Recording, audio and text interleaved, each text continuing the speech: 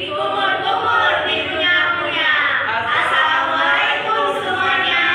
Waalaikumsalam warahmatullahi wabarakatuh. Selamat siang semuanya. Siap. Perkenalkan, kami dari kelompok Aquila. Kami akan mempresentasikan materi tentang Ingin Haus. Sebelum memulai materi, alangkah baiknya kita perkenalkan terlebih dahulu. Perkenalkan, saya Ahmad Oji sebagai moderator. Saya Seja. Saya Ica Nusantari. Saya Ahmad Bukhari. Saya Selvi Ahmadani. Saya Iqbal Saputra.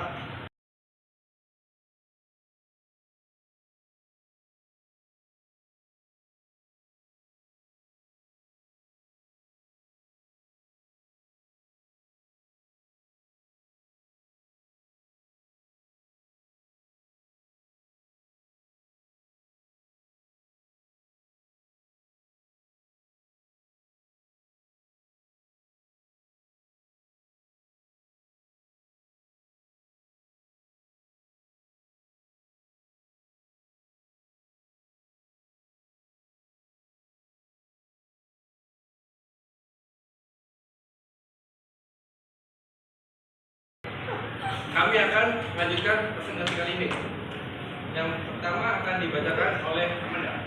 Jadi teman-teman, tujuan dari uji Ingat ini adalah untuk membuktikan bahwa proses fotosintesa itu dapat menghasilkan oksigen karena pengaruh cahaya dan karbon dioksida. Selanjutnya akan dibacakan oleh Kiki Pratik.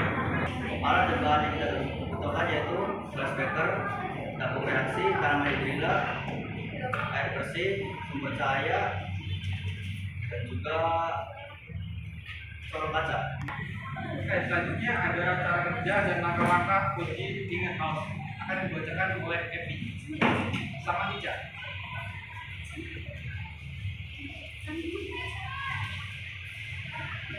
Oke, di sini aku bakal jelasin gimana cara kerja uji coba Ingin Haus. Jadi pada percobaan ini itu untuk membuktikan bahwa fotosintesis itu dapat menghasilkan oksigen yang dipengaruhi oleh cahaya matahari, di mana cahaya matahari akan ditangkap oleh pigmen klorofil pada tumbuhan sehingga terjadinya proses penguraian air menjadi oksigen. Baik, di sini saya akan menjelaskan melakukan langkah-langkah dari uji Ingin Haus. Jadi di sini langkah pertama yaitu kita isi gelas beaker dengan air bersih. Nah, kemudian langkah kedua itu masukkan tanaman hidrilla ke dalam gelas beakernya. Nah, seperti ini. Kemudian langkah ketiga kita tutup tanaman hidrillanya dengan si corong. Nih corongnya, corong dengan posisi corongnya terbalik. Terus kemudian langkah keempat kita isi tabung reaksi dengan air sampai penuh. Lalu kita masukkan ini tabung reaksinya ke corong kaca dengan posisi yang terbalik. Lalu kita masukkan kita kayak usahakan gak ada rongga udara yang masuk ke dalam corong. Kemudian langkah kelima itu tuh letakkan di tempat yang terkena sinar matahari atau bisa bisa dengan lampu sorot. Kita amati selama 5 atau 10 menit.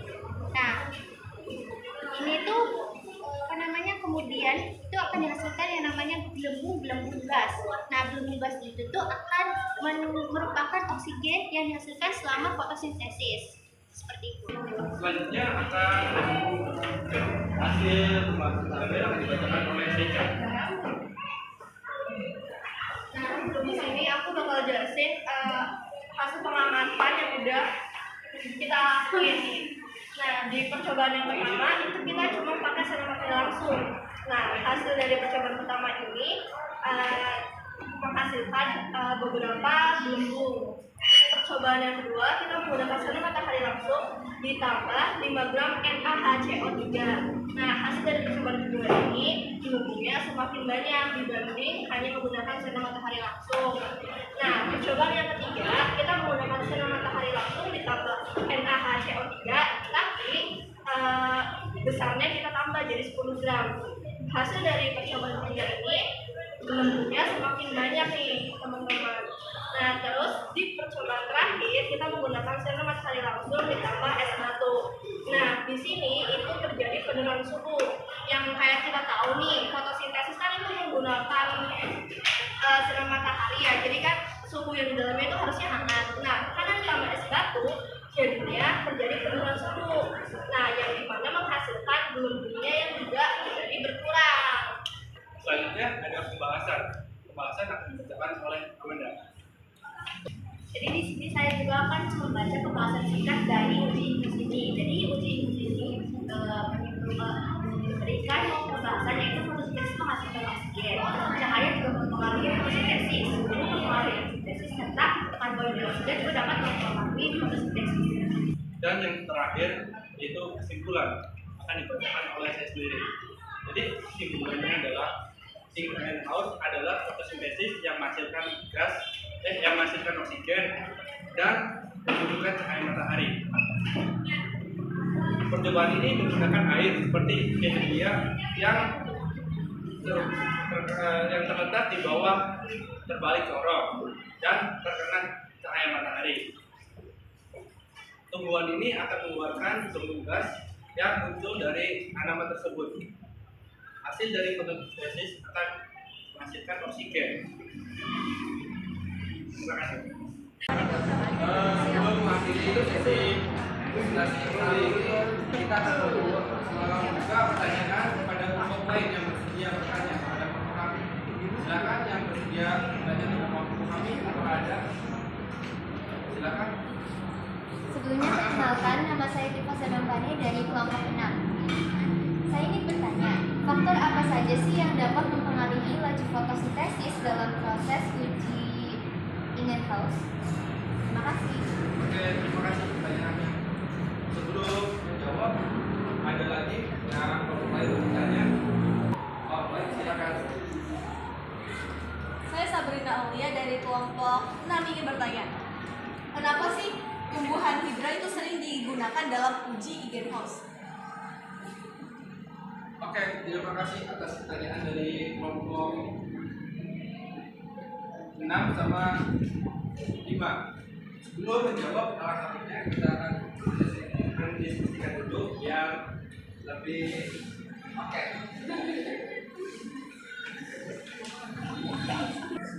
Oke, dari kalau kamu udah diskusi, saya menjawab pertanyaan Tifa. Boleh saya ulangi pertanyaannya? Tadi pertanyaannya faktor apa saja sih yang dapat mempengaruhi laju fotosintesis dalam uji Ingenhouse? Jadi faktor jadi Ingenhouse itu memiliki beberapa faktor, yaitu intensitas cahaya, konsentrasi karbon dioksida, suhu dan ketersediaan air. Baik, terima kasih pertanyaan saya sudah terjawab. Baik, di sini saya akan menjawab pertanyaan dari Sabrina. Sebelumnya, ulangi dulu pertanyaannya. Kenapa tumbuhan hidra sering digunakan dalam uji Ingenhouse? Nah, itu karena tumbuhan hidra dapat menghasilkan oksigen dalam jumlah yang cukup banyak pada saat proses fotosintesis. Baik, saya sudah cukup. Terima kasih. Baik, sebelum mengakhiri sesi presentasi kali ini, kami ada pertanyaan untuk kelompok lain. Nah, di sini kita bakal nanya ini. Kenapa pada percobaan sinar matahari langsung plus 10 gram NaHCO3 menghasilkan gelembung banyak? Ada yang mau jawab? Saya menjawab pertanyaan dari kelompok 1. Saya ulangi lagi deh. Nama saya Graciela Meska Putri. Saya menjawab pertanyaan dari kelompok 1. Kenapa pada percobaan sinar matahari langsung 10 gram NaHCO3 menghasilkan gelembung lebih banyak? Jawabannya itu karena NaHCO3 mengalami pengurangan menjadi NaOH dan CO2, yang dimana O2 itu bahan fotosintesis, sehingga semakin banyak CO2 semakin banyak oksigen atau gelembung yang dihasilkan.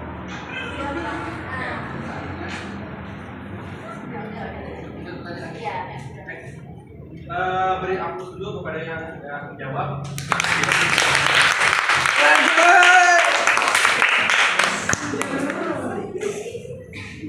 kita akhiri sesi presentasi kali ini. Kurang dan lebihnya kami mohon maaf. Wabillahi taufiq wal hidayah. Wassalamualaikum